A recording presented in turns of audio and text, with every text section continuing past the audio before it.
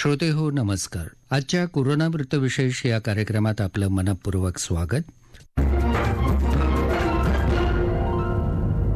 आजच्या या कोरोना वृत्तविशेषमध्ये आपण ऐकणार आहात राज्य सरकारच्या वतीनं राज्यात कोरोना निर्बंधांमध्ये शिथिलता आणण्यासोबतच पाश्चात्य देशांच्या पार्श्वभूमीवर राज्यात मास्क मुक्तीचा निर्णय घेतला जाऊ शकतो का याविषयी करण्यात येत असलेली चाचपणी आणि जगात पूर्णपणे मास्कमुक्तीचा निर्णय घेतलेल्या देशांमधली कोरोना स्थिती आणि या देशांनी घेतलेल्या निर्णयाची व्यवहार्यता या अनुषंगानं करण्यात आलेली चर्चा. श्रोते हो, मार्च 2020 पासूनची देशातली कोरोना स्थिती, त्या पार्श्वभूमीवर लावण्यात आलेली टाळेबंदी आणि या काळात आलेले विविधांगी अनुभव मनुष्याला बरंच काही शिकवून गेले.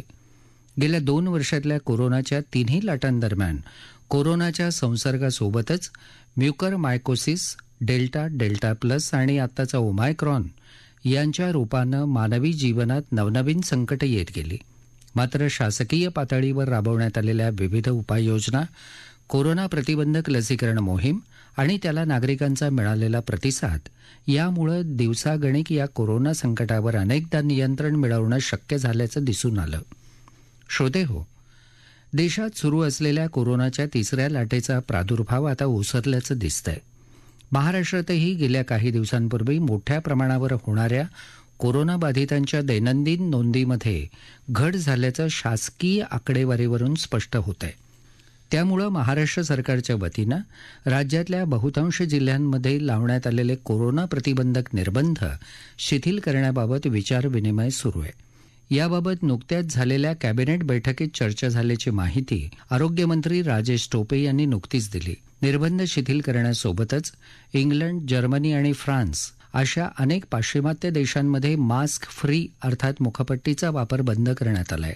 या देशांमध्ये मास्क मुक्ती नेमकी कशाच्या आधारे करण्यात आली आहे याचा अभ्यास सुरू करण्यात आलेला आहे, असंही आरोग्यमंत्री टोपे यांनी स्पष्ट केलंय. मात्र राज्यात किंवा देशात तुर्तास मास्क मुक्ती करणं शक्य नाहीये. तसं करणं शक्य आहे का याबाबत केंद्र सरकार आणि राज्य सरकारच्या टास्क फोर्सला पत्र पाठवून विचारणा करण्यात येऊन त्यांचा त्याबाबत सल्लाही घेतला जाणार असल्याचं टोपे यांनी स्पष्ट केलंय. राज्यातल्या कोरोना प्रतिबंधक निर्बंधांच्या शिथिलतेबाबत आणि मास्क मुक्तीच्या शक्यतेविषयी आरोग्यमंत्री राजेश टोपे काय म्हणालेत ते ऐकूया.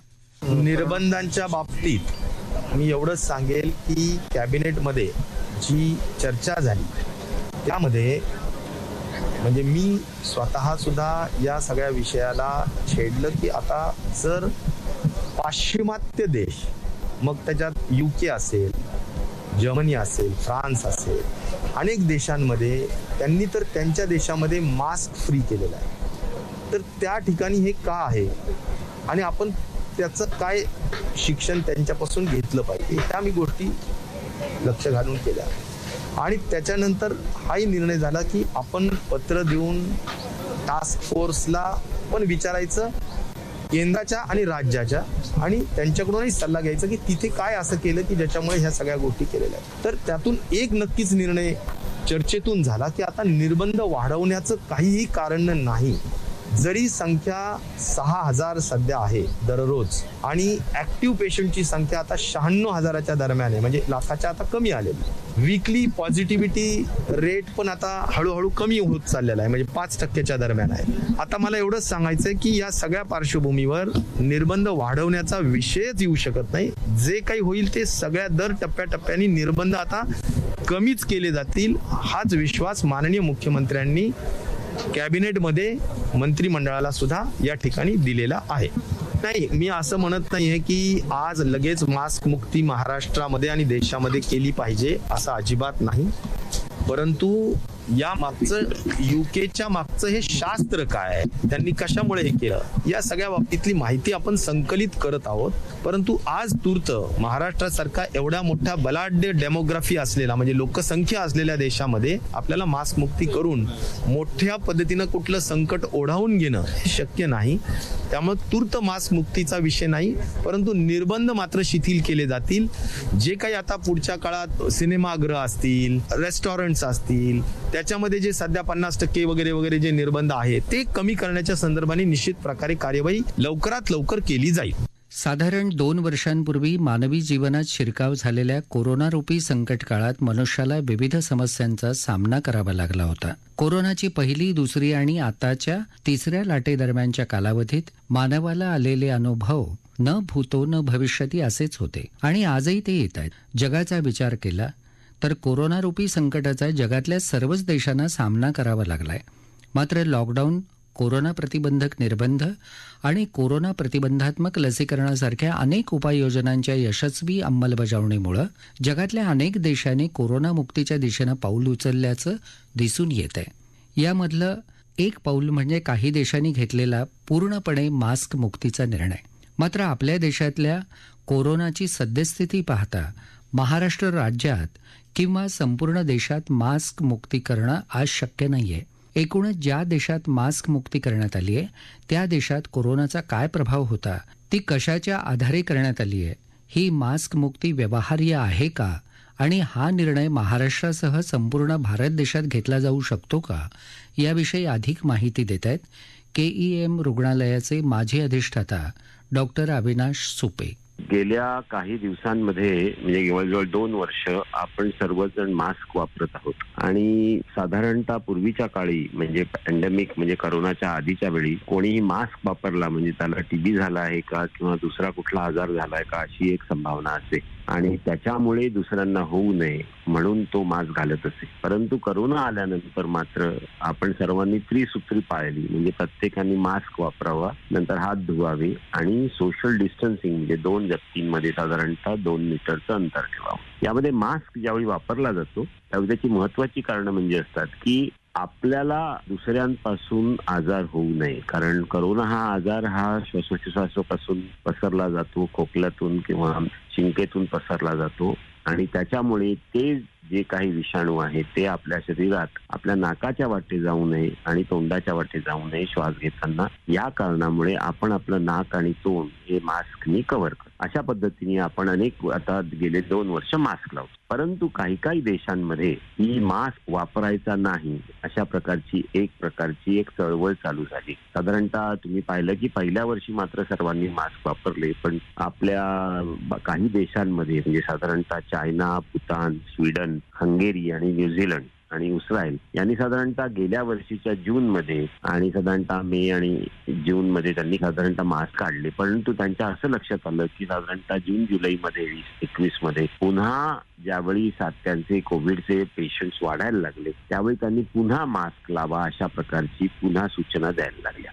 आणि आता काय झालंय की पहिली वेव्ह झाली, दुसरी वेव्ह झाली, काही देशांमध्ये 3 ते 4 वेव्ह पण झालेल्या आहेत आणि आता तिसरी वेव्ह जी होती आपल्या भारतामध्ये आणि बाकीच्या ठिकाणी जी होती ती ओमिक्रॉनची वेव्ह. तर आपण एक असं लक्षात घेतलं पाहिजे की पहिल्या वेव्ह मध्ये आणि दुसऱ्या वेव्ह मध्ये जो आजार होता तो जास्त तीव्र स्वरूपाचा होता, घातक होता, त्यामुळे जास्त मृत्यू झाले. त्या मानाने ओमिक्रॉन हा जी शेवटची वेव्ह आहे त्याच्यामध्ये तो कमी घातक आहे आणि त्याच्यामुळे कमी मृत्यू झालेले आहेत, पण तो वेगाने पसरतो म्हणजे 500% वेगाने पसरतो. त्यामुळे तो जवळजवळ जनमानसामध्ये सगळ्या ठिकाणी झाला. आता ह्याच्यावर काही शास्त्रज्ञांनी असं म्हणलंय की बाबा आता हा आजार एवढ्या वेगाने पसरतो आहे तो सगळ्यांनाच होणार आहे, हा समाजाला फारसा घातक नाही, यांनी काही मृत्यू होत नाहीयेत. आणि ही सगळी संकल्पना घेऊन गेल्या या 15 दिवसांमध्ये म्हणजे फेब्रुवारी किंवा जानेवारीच्या एंडमध्ये युरोपमधले काही देश म्हणजे त्याच्यामध्ये स्वीडन आहे, डेन्मार्क आहे किंवा नॉर्वे आहे या देशांनी मास्क नाही लावायचा अशा प्रकारच्या सूचना दिल्या. त्याच्यामध्ये त्यांनी काय कारण सांगितलंय की एक तर डेन्मार्क मधल्या लोकांनी सांगितलंय की हा डिसीज जो आहे तो आता समाजाला काही फार घातक नाही, कारण आता त्यांचं असं म्हणणं आहे की हा जो आजार आहे हा इतका तीव्र स्वरूपाचा नाही, हा माइल्ड आहे, हा सर्दीसारखा आजार आहे. त्याच्यामुळे आपण सर्वांनी नेहमी आपण जशी काळजी घेतो तशी आपण काळजी घेता याच्यामध्ये मास्क लावायची आवश्यकता नाही. स्वीडन किंवा नॉर्वे यांनी पण ह्याच पद्धतीचा विचार घेऊन त्यांनी मास्क लावू नये अशा प्रकारच्या सूचना दिल्या आणि ह्याच्यावर आता जगभर वाद सुरू झालाय. आपल्या देशातही याच्यावर चर्चा सुरू झाली होती. परंतु तुम्ही WHO जर बघितलं तर WHOनी स्पष्टपणे सांगितलंय की आजार अजूनही गेलेला नाही, कोविड अजूनही आहे आणि त्याच्यामुळे आपण आपल्या विविध देशांमध्ये विचार करून हा मास्क अजूनही ठेवावा आणि काही दिवस तरी अजून ठेवावा अशी त्यांनी संकल्पना दिली आहे. साधारणतः नॉर्वे सारख्या देशाने पण सांगितलंय की मास्क जरी तुम्ही काढलात तरी तुम्ही 1 मीटर अंतर करून तिथे राहावं. आता ह्या सगळ्याचा तुम्ही जर विचार केला तर 2 गोष्टी आहेत त्याच्यामध्ये. ज्या ज्या देशांनी जूनमध्ये किंवा मार्चमध्ये 21 मध्ये हे मास्क काढले होते त्यांना पुन्हा लावायला लागले होते ज्यावेळी कोविडची संख्या वाढली होती. आता तिसऱ्या वेव्ह नंतर 2-3 गोष्टी झाल्या आहेत. एक तर बऱ्यापैकी व्हॅक्सिनेशन सगळीकडे झालेलं आहे. त्याच्यानंतर तुमच्या लक्षात आलंय की आजार हा कमी तीव्र आहे. परंतु आपल्या देशाचा विचार करता आपण हा मास्क काढायचा निर्णय घ्यावा का? यामध्ये अगदी काही शास्त्रज्ञ आपल्या आहेत ते म्हणतात की मास्कचा आता उपयोग नाही, पण बहुतांशी जे शास्त्रज्ञ आहेत किंवा शास्त्रीय याचा दृष्टिकोन आहे त्यामध्ये मास्क हा आपण ठेवावा, निदान काही दिवस तरी ठेवावा अशी सूचना आहे. आणि याची मागची कारणं म्हणजे आपल्या देशामध्ये अजूनही 1 मीटर किंवा 2 मीटर अंतर ठेवून कुठल्याही ठिकाणी चालता येत नाही. तुम्ही रेल्वे म्हणा, रेल्वे स्टेशन म्हणा, बस म्हणा किंवा तुम्ही गर्दीची ठिकाणं म्हणा, या ठिकाणी आपल्याला 2 मीटरपेक्षा कमी अंतर हे आम्ही ठेवावं लागतं कारण तेवढी गर्दीच असते तिथे. दुसरी गोष्ट म्हणजे आपल्याकडे अजूनही सर्वजण काळजी घेत नाही. त्याच्यामध्ये अजूनही टीबी सारखे आजार आहेत. त्याच व्यतिरिक्त कोविड सारखा आजार सुद्धा बरेच लोक पॉझिटिव्ह असूनही फिरत असतात. फिरणारे अर्धे लोक मास्कही वापरत नाहीत. तुम्ही जरी तरुण असलात आणि तुम्हाला जरी हा आजार होणार नाही तरी पण तुम्ही घरी नेऊन तुमच्या घरची वयस्कर मंडळी आहेत, बाधित मंडळी आहेत किंवा ज्यांना हायपरटेन्शन, डायबेटीस अशा प्रकारचे आजार आहेत त्यांना तुम्ही हा आजार घरी नेऊ शकता. आणि म्हणून मला वाटतं त्यांना जर झाला तर त्यांना मृत्यूचा धोका जास्त असतो. मृत्यू कमी करावे असा जर असेल तर माझ्या मते आपण फिरावं, पण फिरताना आपण मास्क तरी वापरावा. अजून काही महिने तरी मला वाटतं मास्क वापरावा. युरोपियन देशात किंवा इतर देशांमधली परिस्थिती फार वेगळी असते. तिथल्या सुविधा, तिथल्या प्रकारचं वातावरण हे फार वेगळं असतं. आपल्या देशाचा विचार करता, आपली गर्दी लक्षात घेता मला वाटतं अजून काही दिवस तरी मास्क वापरणं आपण ही चांगली गोष्ट आहे. यामध्ये मग कुठला मास्क वापरावा? साधारणतः तुम्ही हॉस्पिटलमध्ये जाणार असाल, डॉक्टर असाल किंवा तुम्ही ज्या ठिकाणी फ्रंटलाईन वर्कर असाल तर N95 मास्क वापरावा. जर तुम्ही इतर ठिकाणी काम करत असाल तर निदान सर्जिकल मास्क वापरावा किंवा चांगले 7 पदरी कापडी मास्क असतात ते वापरावे. शक्य झाले तर 2 मास्क वापरावे कारण एका मास्कने बऱ्याच वेळा त्याचा परिणाम होत नाही. अशा प्रकारे रोज आपला मास्क 2 ते 3 दिवसानंतर व्यवस्थित धुवावा आणि तो अँटीबॅक्टेरियल असेल तर उत्तम. अशा प्रकारे जर आपण काळजी घेतली तर मला वाटतं आपण ह्या महामारीवर नक्कीच नियंत्रण आणू शकू. सो जरी आपण विविध बातम्या ऐकत असू, विविध ठिकाणी मास्क काढून टाका अशी मोहीम असेल तरी आपण थोडीशी अजूनही काळजी घेणं आवश्यक आहे. काही दिवस तरी अजून महामारीशी आपल्याला लढा द्यायचा आहे. जोपर्यंत ही महामारीचं रूपांतर हे छोट्या आजारात किंवा नेहमीच्या आजारात होत नाही, ज्याला अंतर्जन्य आजार म्हणतात, म्हणजे एंडेमिक आजार होत नाहीत आणि त्याचबरोबर तुमच्या इकडे त्याची घातकता कमी होत नाही तोपर्यंत आपण मास्क वापरणं आवश्यक आहे. श्रोते हो, कोरोनाच्या 3 लाटांदरम्यान कोरोना संसर्गाचा प्रादुर्भाव अनेक वेळा कमी अधिक झाल्याचं आपल्याला दिसलंय.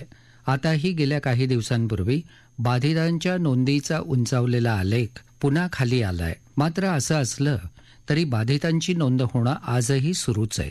त्यामुळे नागरिकांनी आजही कोरोना प्रतिबंधात्मक नियमांचं पालन करणं अत्यंत आवश्यक आहे.